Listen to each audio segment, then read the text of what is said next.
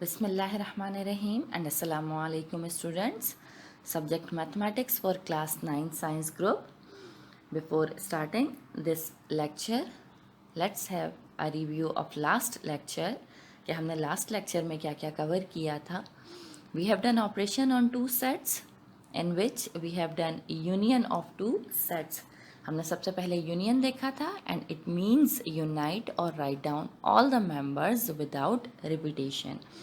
Then we have covered intersection of two sets and intersection means simply write down the common members. Difference of two sets, जब हम difference find करते हैं तो हम non common members of first set mention करते हैं. Means अगर दो सेट्स आपके पास गिवन है, सबसे पहले आप मार्क कर लीजिए कि कौन से मेंबर्स कॉमन हैं. उसके बाद सिर्फ पहले सेट के नॉन कॉमन मेंबर्स आंसर में मेंशन किए जाते हैं. Then we have symmetric difference of two sets. Symmetric difference जिसे हम डेल्टा से रिप्रेजेंट करते हैं, नॉन कॉमन मेंबर्स मेंशन करते हैं दोनों सेट्स के. डिफरेंस और सिमेट्रिक डिफरेंस में डिफरेंस क्या है कि जब हम डिफरेंस फाइंड करते हैं तो सिर्फ नॉन कॉमन मेंबर्स लिखते हैं फर्स्ट सेट के. But whenever we are finding symmetric difference, हम दोनों सेट्स के नॉन कॉमन मेंबर्स को मेंशन करते हैं. And then complement of a set. Complement means simply find the difference from universal set. जहाँ भी वर्ड कॉम्प्लीमेंट आ जाता है ये अंडरस्टूड हो जाता है कि हम जिस भी सेट का कॉम्प्लीमेंट फाइंड करना है उसका डिफरेंस लेंगे फ्रॉम यूनिवर्सल सेट. और हमें पता है कि universal set is the super set of all the sets. Means ऐसा सेट जो तमाम सेट्स को कंटेन करता है, जो सबका सुपर सेट होता है, वो सेट क्या कहलाता है? यूनिवर्सल सेट कहलाता है. Exercise number 1.2. इस एक्सरसाइज के कुछ क्वेश्चंस हम अपने फर्स्ट लेक्चर में अटेम्प्ट कर चुके हैं. Now question number 18 is if a is equals to 1, 2, 3, 4 and b is equals to 2, 4, 6, 8, then you will have to show that a symmetric difference b is equals to a minus b union b minus a. A mathematical sentence containing is equal to sign is called a equation. ऐसा mathematical sentence जो is equals to sign को contain करें या जिसमें is equals to sign use हो, वो क्या कहलाता है? equation कहलाता है. equation के right side के portion को हम represent करते हैं RHS means right hand side, और left portion को हम represent करते हैं left hand side means LHS. In order to solve such kind of questions, we normally consider first one side, उसका आंसर फाइंड करते हैं. Then we consider other side, उसका answer find करते हैं. और अगर दोनों साइड्स के आंसर इक्वल या सेम होते हैं तो हम कहते हैं कि left hand side is equals to right hand side. और अगर दोनों साइड्स के आंसर्स डिफरेंट आ जाते हैं तो हम कहते हैं कि finally left hand side is not equals to right hand side. यहाँ हमें शो करना है कि A symmetric difference B is equals to A minus B union B minus A. Means हमें ये शो करना है कि ये दोनों साइड जो हैं वो क्या हैं? इक्वल हैं. तो अब हम ये देखते हैं कि इन दोनों साइड्स के आंसर सेम आते हैं या नहीं. Starting with left hand side, or I'm writing taking left hand side which is equals to A symmetric difference B is equals to set 1, 2, 3, 4 with the sign of symmetric difference and then 2, 4, 6, 8. I have told you earlier in symmetric difference we mention non-common members of two sets. पहले common members देख लेते हैं. Here 2 and 4 are the common members.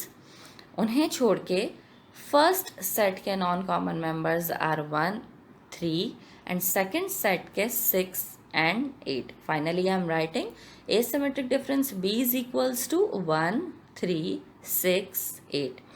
And let's suppose this is equation number 1.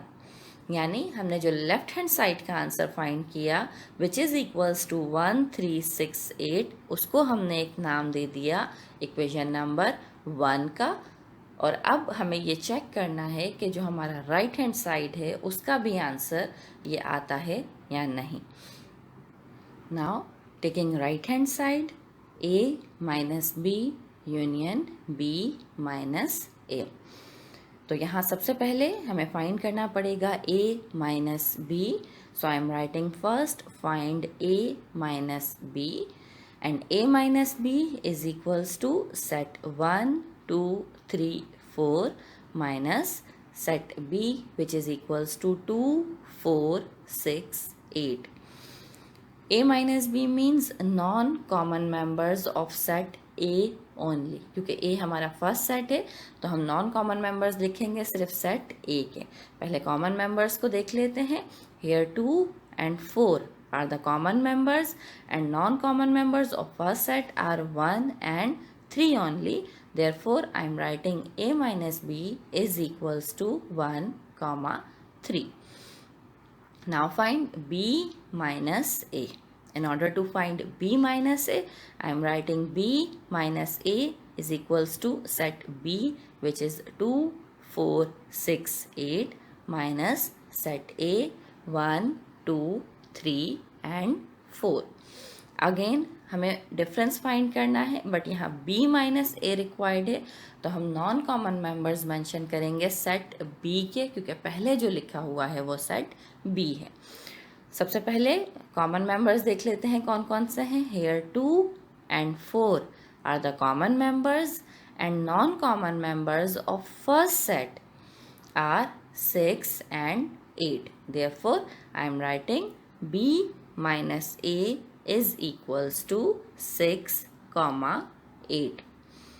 अब हमें क्या find करना है। Now we will have to find out a minus b union b minus a।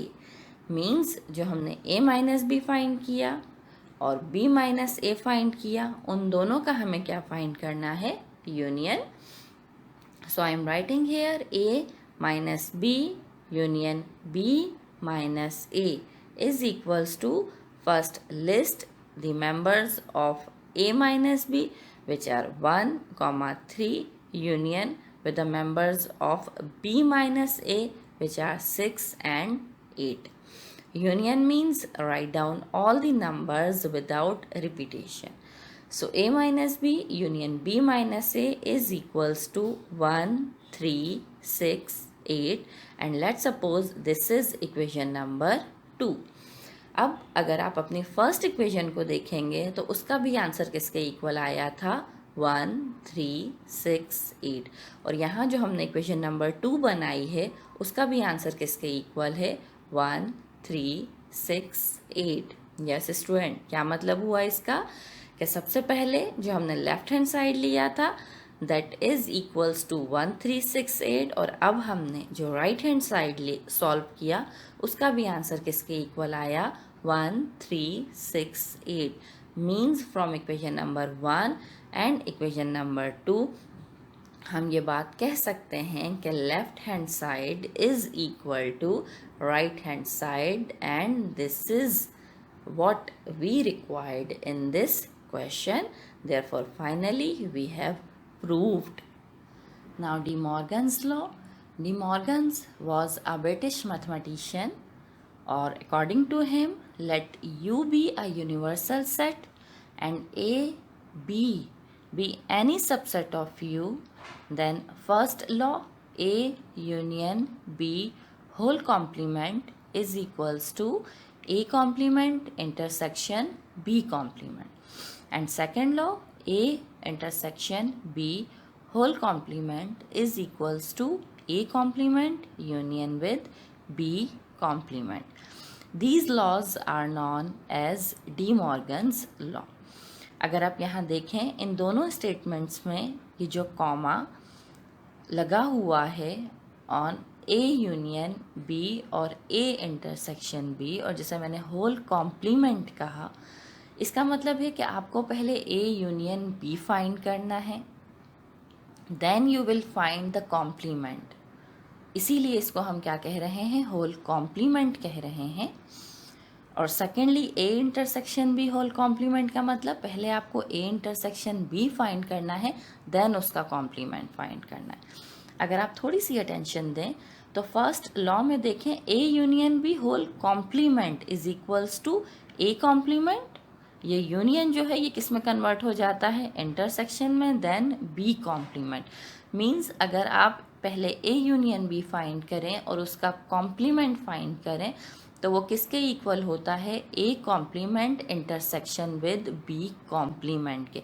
जो यूनियन है वो किस में कन्वर्ट हो जाता है, इंटरसेक्शन में कन्वर्ट हो जाता है। सिमिलरली आप सेकंड स्टेटमेंट को देखें तो A intersection B whole complement, जब आप ए इंटरसेक्शन बी फाइंड करते हैं और उसका कॉम्प्लीमेंट लेते हैं तो then it is equals to A complement, intersection will be converted into union and then B complement. It is clear everyone?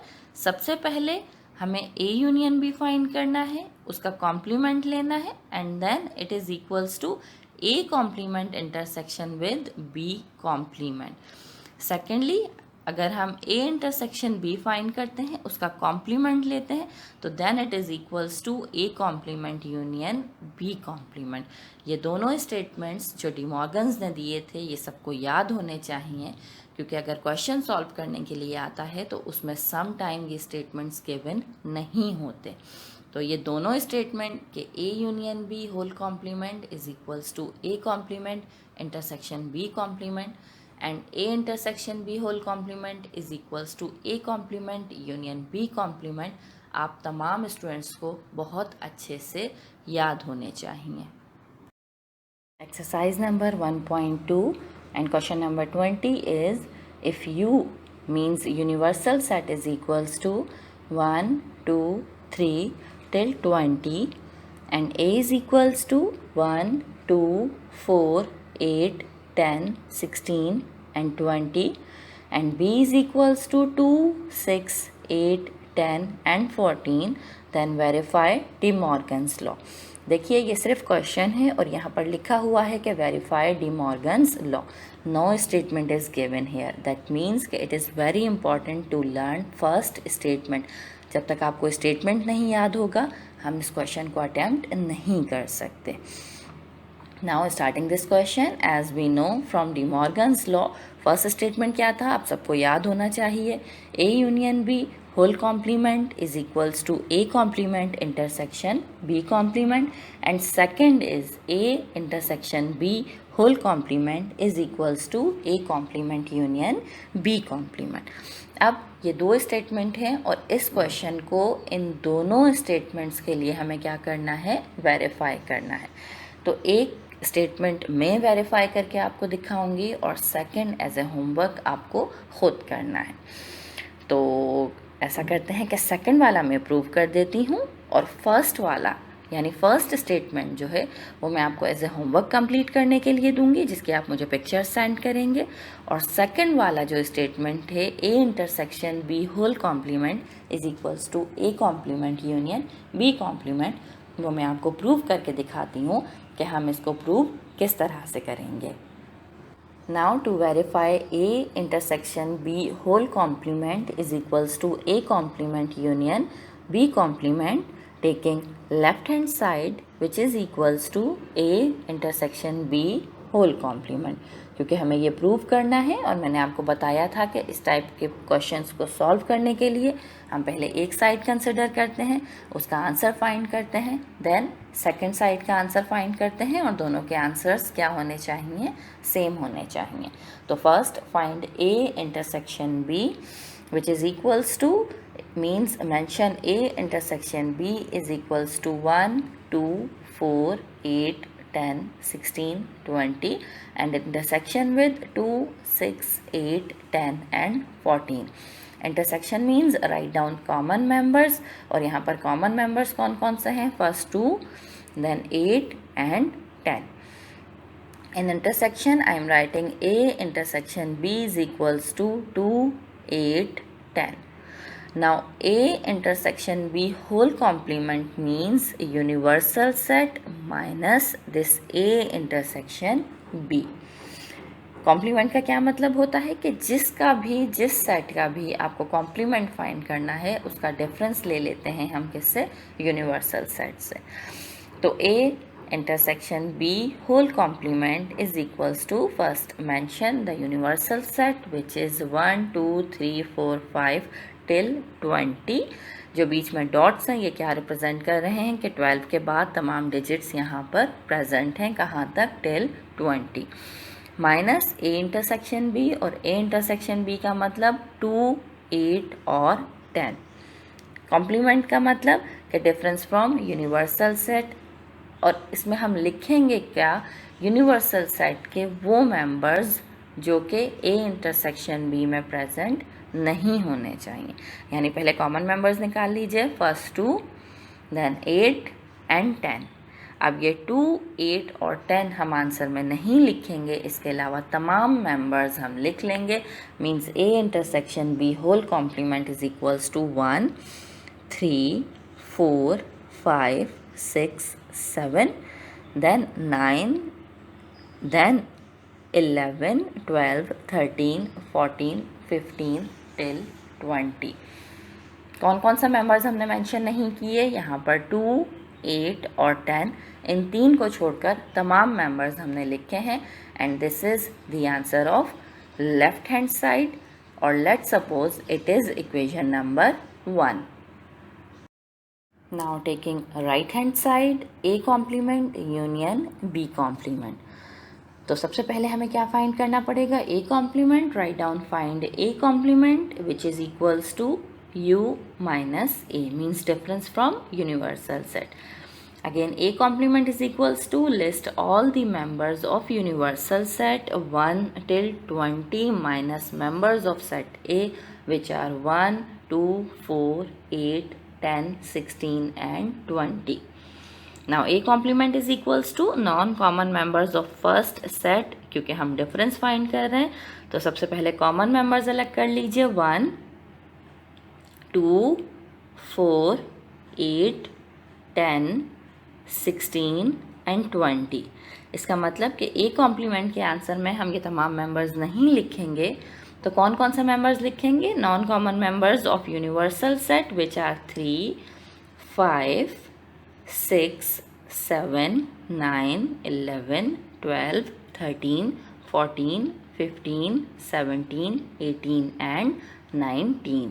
Now find B complement, and B complement means difference from universal set, means U minus B। Again list all the members of universal set, means all the members from 1 till 20 minus set B which is 2 6 8 10 and 14। अब again हमें क्या find करना है, इसका difference find करना है। तो सबसे पहले कॉमन मेंबर्स चेक कर लेते हैं। Here 2 6 8 10 and 14 are the common members. इन कॉमन मेंबर्स को हमें नहीं लिखना, हमें यूनिवर्सल सेट के नॉन कॉमन मेंबर्स लिखने हैं।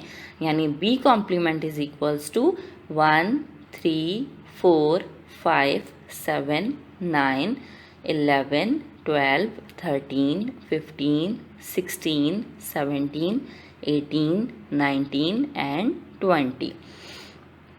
This is the answer of B complement. अब हमें क्या फाइंड करना है, finally A complement union B complement.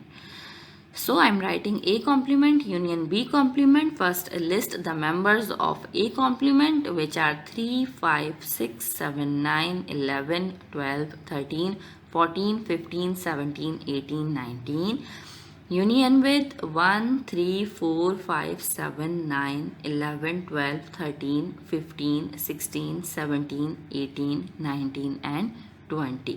Union का मीन हमें तमाम मेंबर्स लिखने हैं without repetition. So A complement union with B complement is equals to 1 3 4 5 6 7 9 11 12 13 14 15 16 17 18 19 and then 20। अब ज़रा दोबारा से आप अपनी इक्वेशन 1 देखिए और चेक कीजिए कि उसका क्या आंसर था, और इक्वेशन नंबर 2 को देखिए कि इसका क्या आंसर है। और मुझे बताइए कि दोनों आंसर सेम है कि नहीं. Yes, these two answers are same. Means from equation number 1 and 2, left hand side is equals to right hand side. और हमने इस क्वेश्चन को क्या कर दिया, प्रूव्ड कर दिया. यही डी मॉर्गन्स ने कहा था कि ये दोनों साइड्स क्या होते हैं, इक्वल होते हैं. यहाँ मैंने सिर्फ एक स्टेटमेंट जो कि इंटरसेक्शन यानी सेकंड स्टेटमेंट था उसको प्रूव किया है. इसका फर्स्ट स्टेटमेंट जिस तरह से ये मैंने सेकंड प्रूव किया है, बिल्कुल इसी तरह से आपको क्या करना है, इसका फर्स्ट स्टेटमेंट खुद से होमवर्क में प्रूव करना है और मुझे उसकी पिक्चर सेंड करनी है. Now review of today's lecture. Today we have covered question number 18 of exercise number 1.2, statements of De Morgan's law with question number 20.